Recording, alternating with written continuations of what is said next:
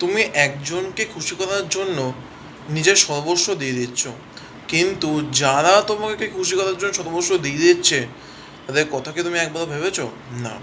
তুমি ভ্যালেন্টাইন্স ডের দিন তাকে খুশি করার জন্য ফুলের বুকে দিচ্ছ, নিজের জমানো পুঁজি ধ্বংস করছো, রাত জেগে ফোন কল মেসেজ ইত্যাদি ইত্যাদি, কিন্তু তার মন পাচ্ছ না, পাচ্ছ শুধু যন্ত্রণা আর ব্যথা।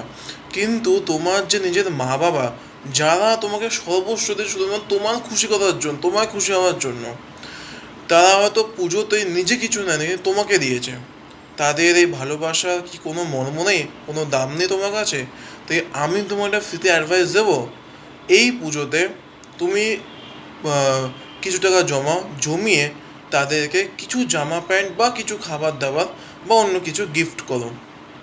দেখবে তোমার এই গিফটের মূল্য কিন্তু অমূল্য হয়ে থেকে যাবে সারাটা জীবন। Thank you.